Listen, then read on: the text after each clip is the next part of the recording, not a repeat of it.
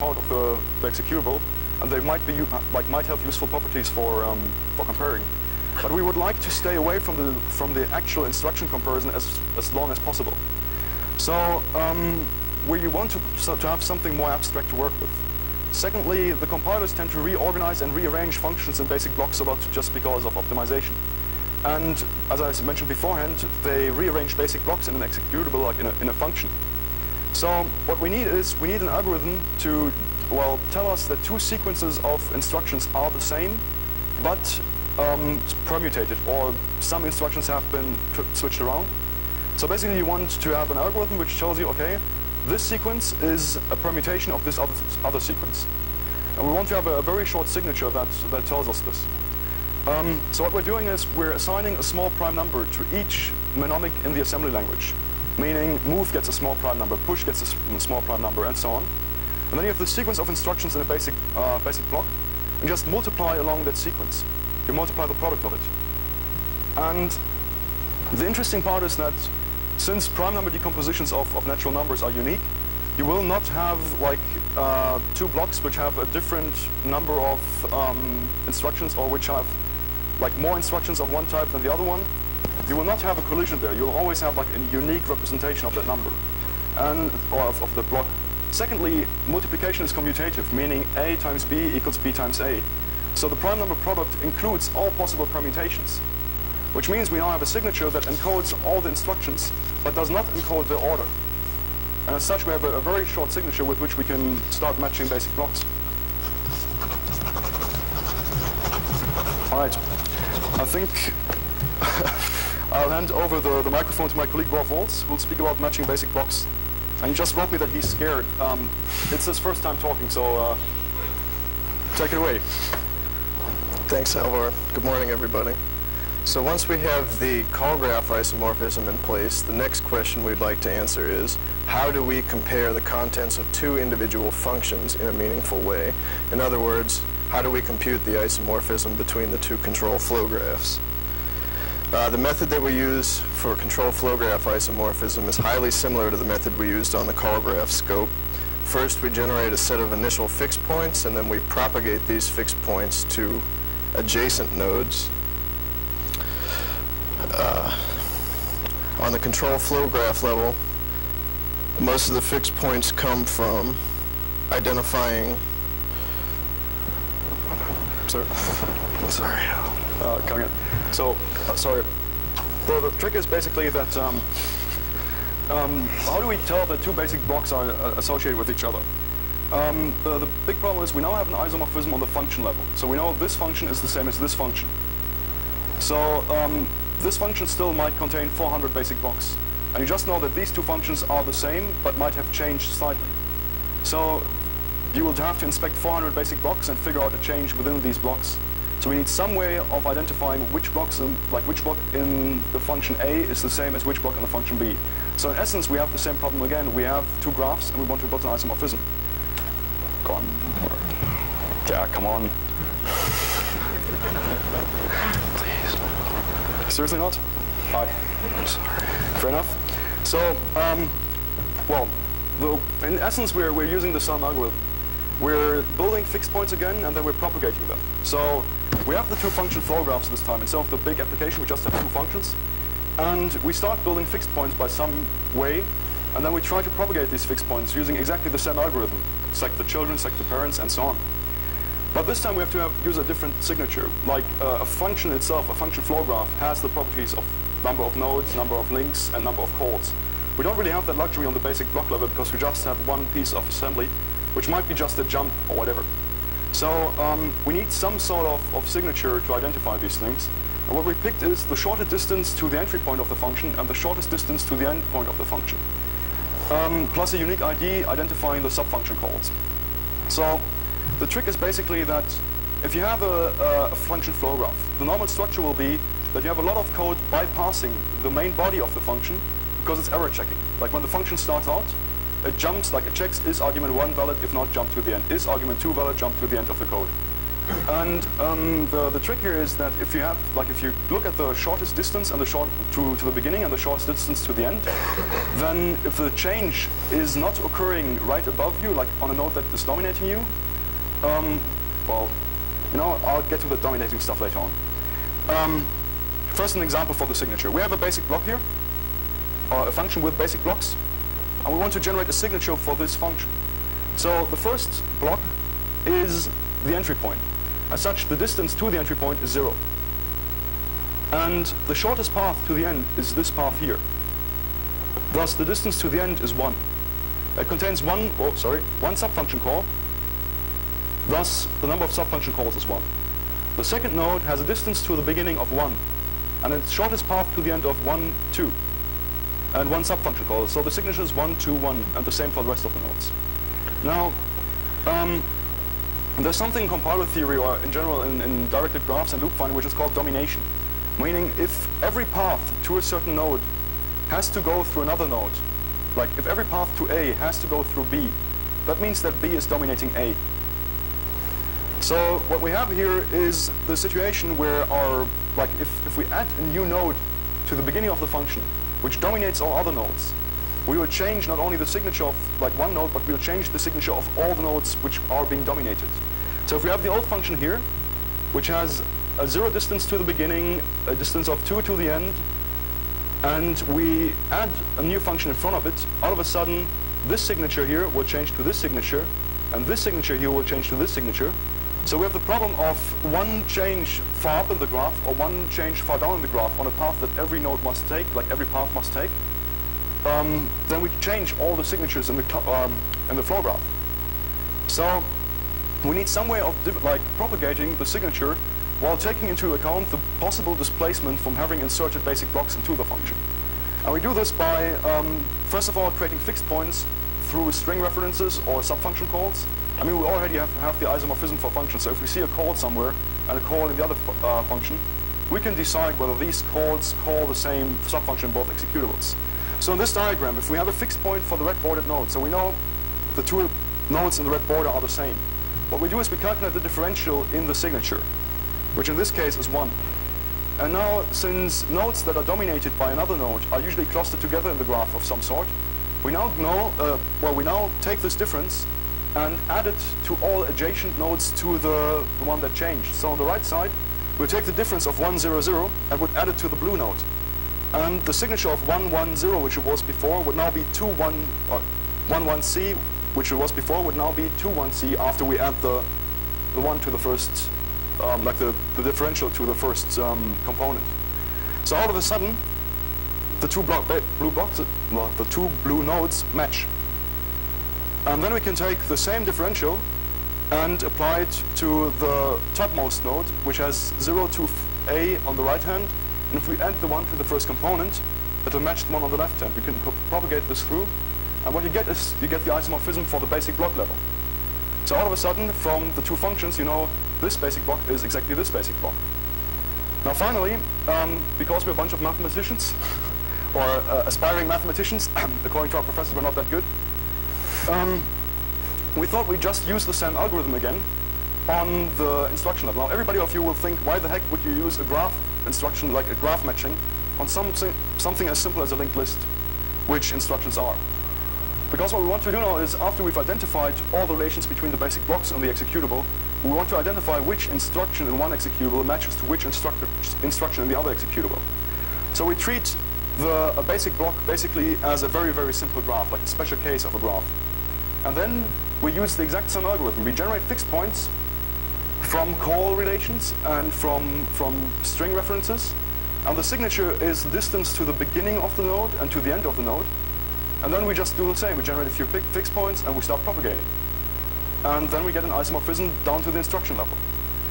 And we get the great benefit of, after having an isomorphism down to the instruction level, we can start porting comments from one IDA database to the other. So if you've disassembled Checkpoint Firewall 4.0, and you would like to use those results for the newer version, you can generate the isomorphism between the two, and then pull all the comments you've added to the disassembly, all the local labels, all the structure names, everything you've done basically, over to the new version. And you will now have the ability to detect like the changes that you were not able to detect beforehand as well, because you can start comparing the signedness of branches, because you can directly like see which instruction belongs to which. So yeah, the other thing is if you have malware, if you have a bagel variant, you can very easily get a new bagel variant and import all your comments over to the new one. So what we're going to do now is we're going to have a look at a fun little example. Microsoft published an advisory sometimes early last year, I think, on H323 issues in Microsoft ISA server, this firewall thingy they're building. Because some guys in the British government apparently fussed the crap out of them. And, well, they published this advisory, and we will test our tool on this. So we load the patched RDA database.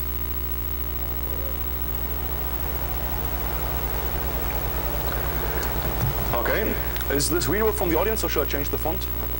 I'll change the font.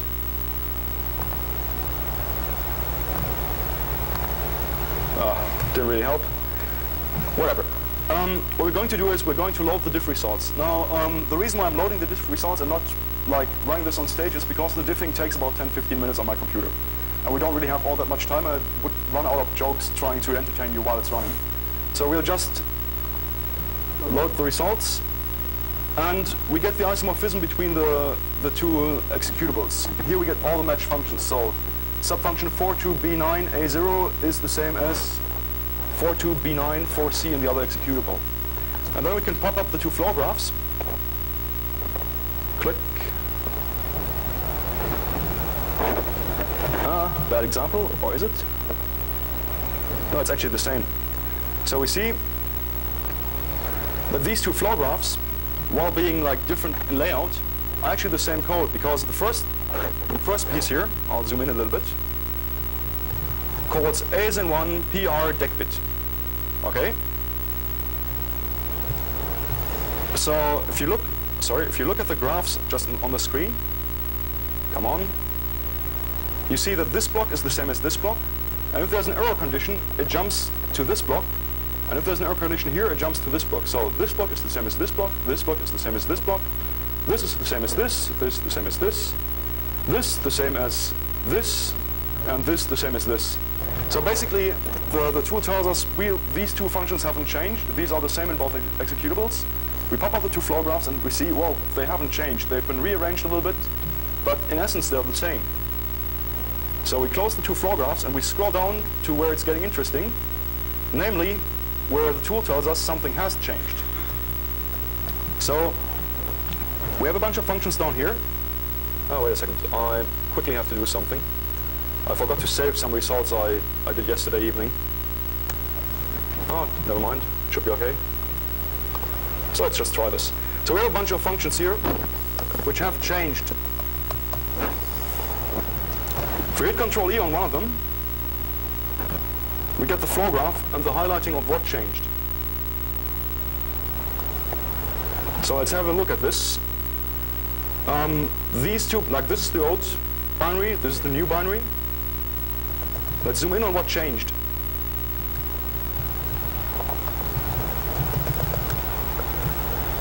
Okay, so this block here is the same as this block here. They're calling ASN1 PR decode unsigned 32-bit or unsigned 32 value. So they're reading a double word from the packet. In the new version, or in the old version, they just read this byte into ARC4, or read this double word into ARC4, and then they call ASN1 per deck alignment, and then ASN1 per deck 0 ASN1 per deck 0 table char string no alloc. Ridiculous function name. Okay, in the new version, they decode the value, they call ASN1 per deck alignment, and now there's a check here. They're checking whether the decoded value is smaller than B1. If it is larger than B1, they push a negative value and call deck set error and return. And then they pass it on, like only if it is less than 1B, they pass it on to ASN1 per deck 0 table char no alloc. So for some reason, they're fixing up something that is happening in ASN1 PR deck 0 table char no alloc, by checking the input, like by taking a byte, like a double word from the packet, and making sure it's within certain boundaries. Now, what you might think is this is kind of odd, because if I have a library function that can't take all possible values, I should be like patching the library function instead of patching in the code using the library function, right? I mean, if I have a function that corrupts my memory when I pass in a large value, I should make sure I add some sort of check inside of that function instead of in the application. Now this gives you an interesting hint about stuff is organized at Microsoft, because apparently the British guys fuzzed the ISA server and that thing crashed. So they sent a bug report to the product group. The product group is responsible for making sure the application doesn't crash. So the product group adds a check, and all other product groups which use the same library don't know about it. Which had the funny property of giving me a free ODA net meeting for the next few months until Microsoft figured out what they were doing. Because basically what Microsoft does with this patch is they're telling you, hey, ASIN1 per dec 0 table char no alloc must not take an arbitrary large input, because otherwise it'll start corrupting stuff. So you just go to your hard disk, you grab all executables for this library call, and then you see, hey, it's net meeting, yoo-hoo, and then you start writing the exploit. Some other things they fixed. I think this is just another instance of the same problem. Yeah, this is just another call to ASIN1 per dec 0 table char, blah. And we have another instance here. Now this is a different one. So what do we have here? The red blocks means, like red and orange means something changed. Green means the entry point to a loop, and blue means the exit point of a loop. So if we zoom in a little bit, the new version decodes a value from the packet, compares whether it's smaller than OE hex, like 13 or something, and if it is larger than OE hex, it does a XOR EBX and returns 0. Otherwise, it'll enter this loop, and this loop will decode as many values as specified in the double word, as many 16-bit values from the like from the ASIN1 stream into memory. The old version doesn't have that check. So the old version just takes an unsigned long, and then starts decoding as many bytes as the attacker specified, or as many words as the attacker specified, from the ASIN1 stream into memory. So yeah, you can write arbitrary bytes from the ASIN1 stream. It's 16-bit values, so you can write null bytes and anything you like. That's a nice bug. Fair enough. The other bugs are pretty much like the other 4 changes down here are pretty much variations of the same subject. There's not much of a difference. All right. So, malware analysis. Now, I think we'll have to switch laptops because the malware samples are on the other box. The trick is basically that we have more and more malware out there. We have all these bot variants, IGObot, FatBot, and so on, and they're distributed in source code, and you really don't want to go and analyze all these things over and over again. So what we're going to do now is we're going to show how you can port information from one variant of Bagel to another variant of Bagel, like port all the comments from one database to the next. In order to do this, we'll have to switch the screen. There you go.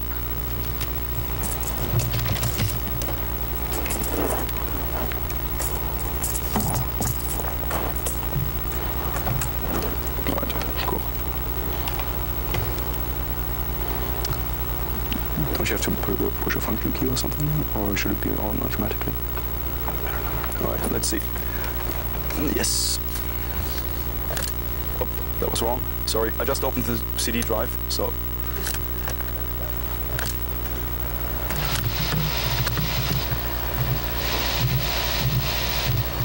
Ah, there we go. Do you want to do it, or do I want? I think Rolf will just demonstrate it on the screen. So Rolf, can you first show a little bit of the database without comments? So this is a Bagel database without any comments. We have lots of lots of library calls from the statically recognized libraries. Wait a second, there's already names in there. The str, stria, or? Oh, okay, yeah. So we only have the imported names. We don't have any comments on the database itself. And we don't have any function names, of course, and no names for the location. And then we have another database, and now we'll try to port the information from the database, which is heavily commented, into the new one. And they're not quite the same. You can see in the numbers that the offset changed. So this is, I think, Bagel W and Bagel X we're using. So we'll start porting the comments. They'll take a few seconds because you have to export all the comments from the old IDA database and then rematch them on all the functions. And now we see all the names which we've ported, and we've ported the local labels, and we've ported comments which were from the previous database. So this was just pulled over. I think that we're in Bagel X now, and we pulled over everything basically from Bagel X to Bagel W. All right. So something we're working on. Should I take it back, or yeah, we'll have to flip-flop a bit more later on. That was fun when I was in the States at the last election. I learned a new word, which was flip-flopper. It was repeated on the television like every 5 minutes. It sounds like they would be studying digital electronics. Yeah, pretty much. All right. So something we're working on right now, which isn't quite ready for prime time yet, is automatic classification of malware. Because when you can measure the similarity of different pieces of code, you could automatically take a malware sample, throw it into these sorts of algorithms. These algorithms will automatically compare them to a large database of other things, classify them automatically, and say, well, it takes code from this and this and this. This is very similar to work that Eero Carrera and Gagliardli have done. They are two researchers at F-Secure, and they're doing fairly fantastic work on automatically clustering virus families together. Well, we wanted to try to write our own. We'll see whether this works. Fair enough. So, enough on the porting business. Something else which we are working on, which is not quite ready for show yet, is porting symbols back into ROMs. So oftentimes you disassemble something like a PIX ROM image. It's x86 and it uses OpenSSL. So you know OpenSSL is in there, and you'd like to use all the, you even know the version of OpenSSL, but you don't know the exact compiler settings and so on.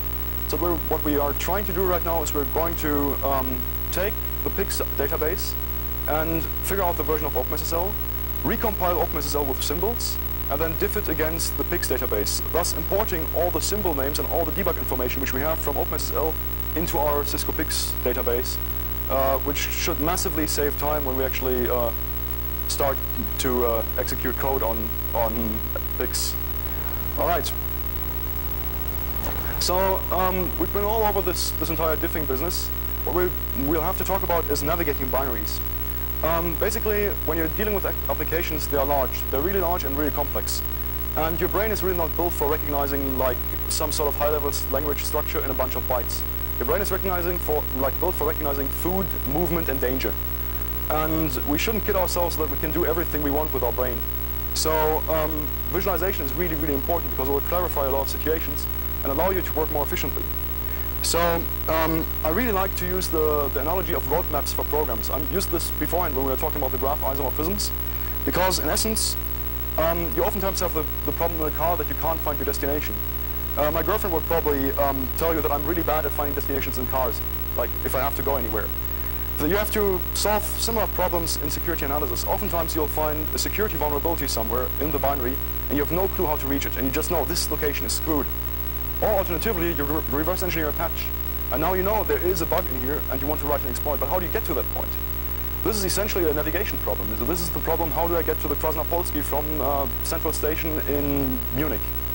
So you basically have to have some sort of device which helps you navigating through the binaries. I mean, there's a reason why we invented maps. Because if you start describing me the road on the route, if I take a car from Germany to Amsterdam, and you start telling me, okay, it's very simple. Go off your door, take a left. After 100 meters, take a right. After 200 meters, take a left. Wait at the green light, and so on. If you describe a fairly complex path in these terms, then people will get lost most of the time. So we need something that's kind of like a roadmap or a navigation system for binaries in order to reach a certain location. There's no reason why we should be using a textual representation when what we're trying to represent is essentially a map. Yeah, I mentioned this beforehand. Our brain is not built for reading code. Our brain is built for recognizing things we saw. And recognition tasks in your brain are a lot faster than thinking tasks. As long as if you can recognize, you can recognize a face without thinking about something, but you can't necessarily recognize a high-level language structure without thinking about it. So almost all, or many problems are data visualization problems. And if we have a good way of visualizing function dependencies, we can get a massively better understanding of what the program is doing and how things interact. So we have to be a little bit careful with analogies, because the analogy of roadmaps and programs isn't all that great. Because there's a few things in programs which are very special. First of all, a road crossing usually has only like 4 directions in which you can go from it. In binaries, you oftentimes have like 20 directions, or you have one location to which like 60 roads or 60 edges go. So a few things cluster together a lot more heavily in binaries. Secondly, you don't drive down many dead ends when you try to reach some piece of code, whereas in binaries, you oftentimes have to go through one like dead end, set the program state to something, go back, go down the next dead end, set the program state to something different, go up again, and then go down again, because only then there's a clear path to where you want to go. So the roadmap thing is useful as an analogy, but it has to be used with a certain amount of care.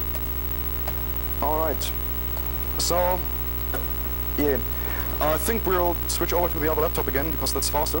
And we'll have a look at a very large call graph of an IMAP server, and start like restructuring that call graph in order to make more sense and be more easily understood. So, flip. Wait, I'll open the project myself. It's on the back. Whereabouts? I got it. Okay, there we go. So, we built a small application, or a bit larger application, to do this sort of stuff. It was in IMAP, IMAP 4, or? Sorry.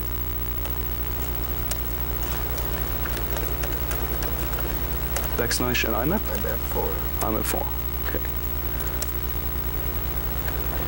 All right. Here we go. And now we'll visualize a call tree representing all the relations of all functions in that application, which is not going to be all that useful initially, I'll tell you. 1 second.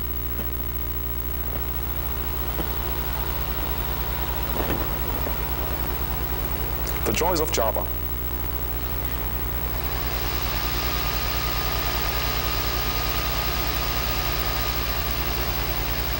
Situations like this, I wish I could bring my desktop computer to demonstrations.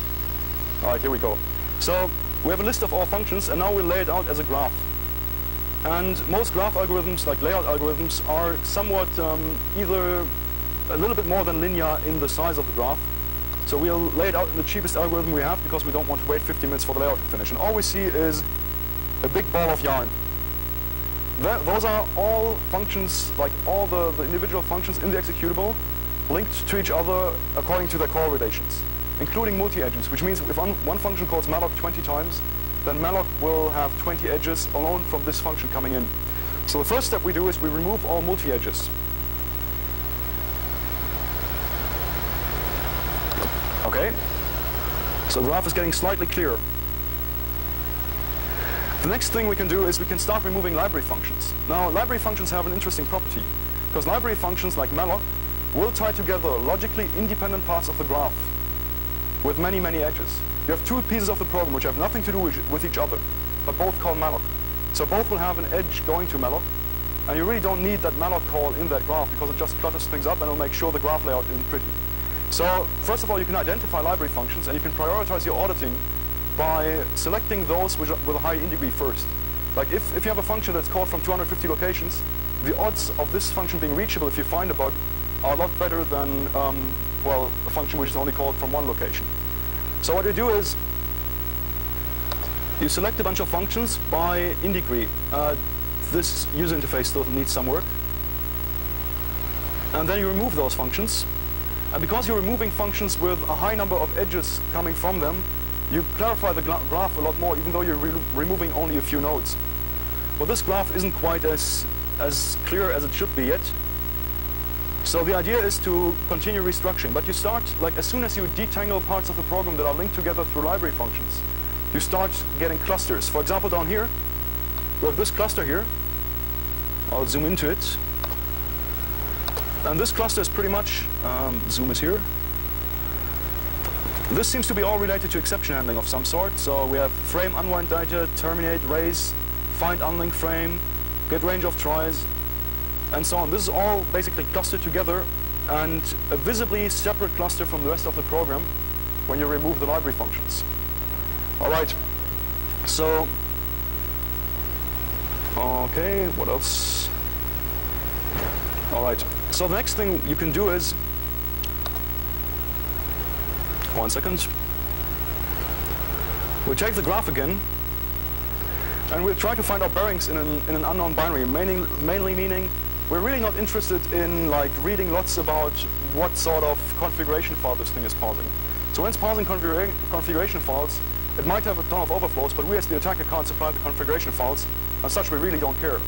So what we want to do is we want to locate normal execution, like where's the program running in normal mode, like when I use the program, which parts of the executable are reachable. So what we're going to do is, for example, we could, 1 second, while we get a circular layout.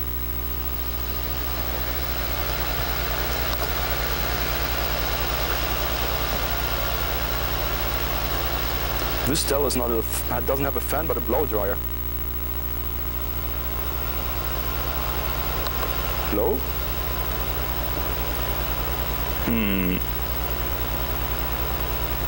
Is it working? Well, isn't it?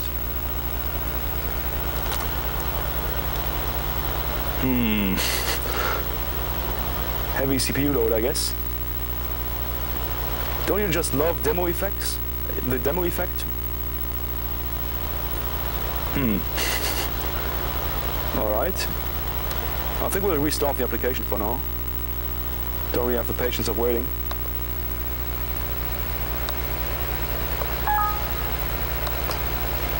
Okay, let's start it again. What directory was it in?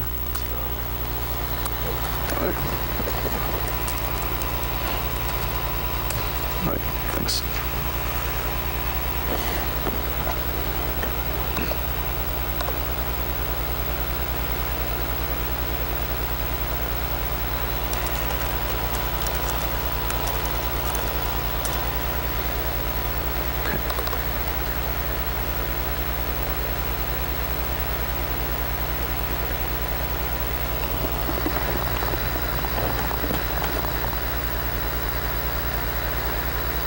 All right.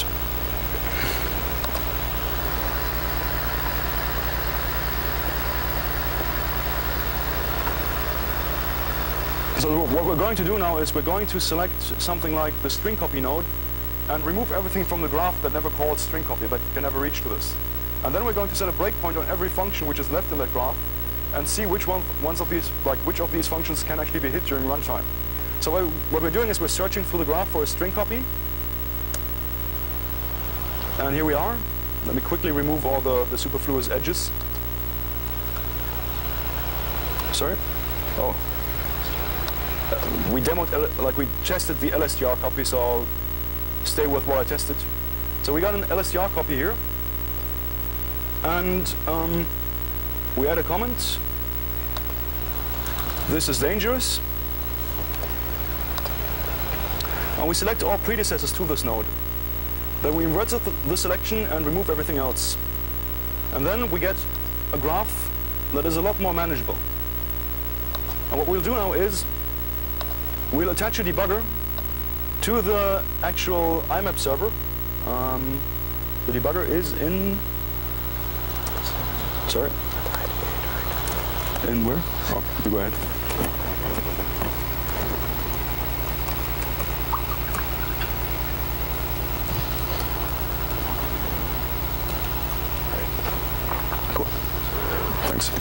So we start the IMAP daemon.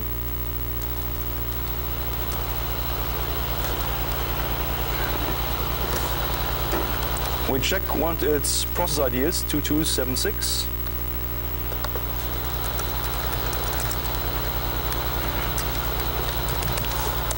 And attach the debugger. What we'll do now is we just hit on record, like on a video recorder. And then we run a small IMAP script which starts communicating with the server. Oh, we have to permit it to actually do this. Get a few events back. We click on stop. And now we can see which parts of the executable were hit. So we know these ones, these three functions here were actually hit during the execution. And what we can do then is, we can open the flow graph of this function. That's not too much of an interesting function, I guess. Let's take something more interesting. Damn it, is there nothing interesting here?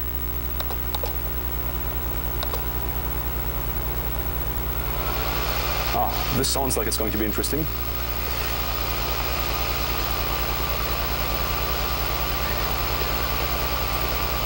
Maybe a little too interesting. There we go. So there's some function here, which looks like the main, judging from the rest of the programming style, this might be the main user handler for the IMAP input. So what we do now is, well, what we have here is all these assembly level blocks which do some sort of parsing or do some sort of execution. And what we'll do now is we'll set a breakpoint on each one of these basic blocks and then run the IMAP script again. Yes. And see what sort of events it generated. And we see the trace of the execution through the file. This is the path that was taken by the execution of the command. All right. And then, for example, if we do have, let's assume we do find a bug in this node. Let's just blindly assume there's a string copy here which might be useful or something else. We could select all the predecessors of this node. Oh, this is inside of a loop. So that's going to be everything. So what we have to do is now we have to navigate. So we decide this one here is the node that's going to be interesting. And we zoom in, and then we try to figure out where did we take the last wrong turn. So, if this is where the bug is, we must have come from here,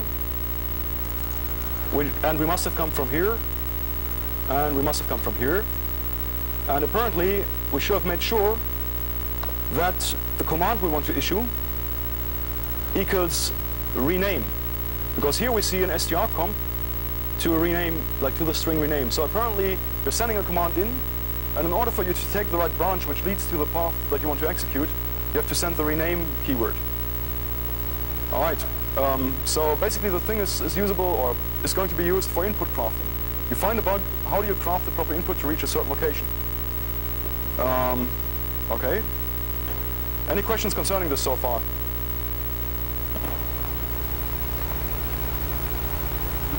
I guess I talked too quickly because I'm pretty much at the end of my talk.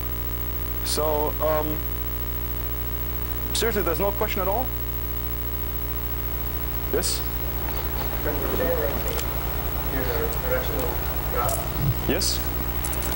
can you give an idea of the scale and complexity both for technical programming? Yes, of course. The question is whether I can get some sort of measure on the complexity of a program when I'm generating the graph. Yes, you can. It's basically the number of nodes in the graph will, of course, measure complexity to a certain extent. The number of edges in the graph will encode the other part. And basically, the signature used for the diffing, meaning the number of nodes and the number of edges in the entire program, in that subfunction, will measure the complexity of the individual function. For example, in general, it's good advice to never have a C function which is a lot larger than your screen. So, that's at least a programming guideline. So if you see a big input handler for IMAP like this, which is huge, you know that nobody is going to read the entire input handler. And you know that somebody has not compartmentalized properly at that point. So you can measure the complexity to an extent there. How this complexity would relate on different processors? That's a very, very good question. How does the complexity relate on different processors? Now, the generation of flow graphs is very easy for x86, and it's very easy for PowerPC and so on, because you don't really have all that much conditional execution. If you look at something like IA64 or ARM, you have entire basic blocks which are not really branched over with conditionals, like with a branch, which are conditionally executed. So they basically set a CPU flag, and only if that CPU flag is set, these instructions will actually update the registers.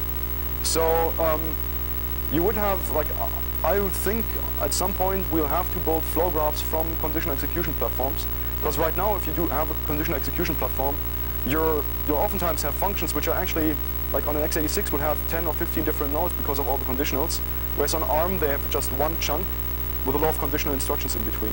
So the CPU architecture do impact the measurement of complexity at that point. Unless, of course, you build a flow graphing tool that is able to sort out, okay, this instruction here is a conditional instruction, so we insert a fake separation in the graph.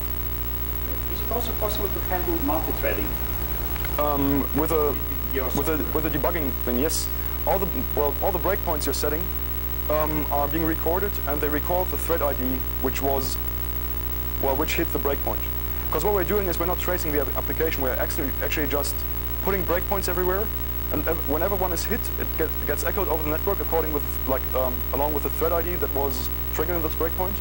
So in theory, you should be able to see thread interactions at some point, meaning this thread here is like running around in this part of program, this thread here is running around the other part of program.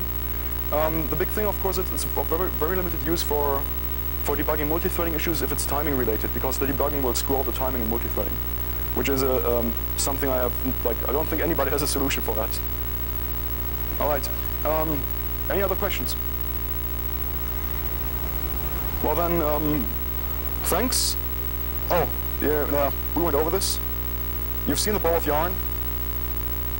So if there's no more questions, thanks, and well, if you want to have some more information, we'll put the slides online on cybersecurity.com, and there's a paper describing the algorithms in BinDiff as it was, like in the comparison tool as it was last year, on that site, and once we get some more research results, we'll put them on there. And, well, thanks, and have a good conference.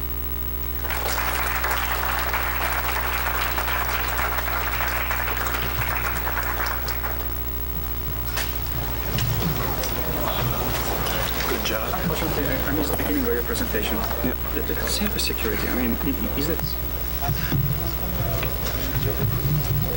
Yes, basically, well, we built a bit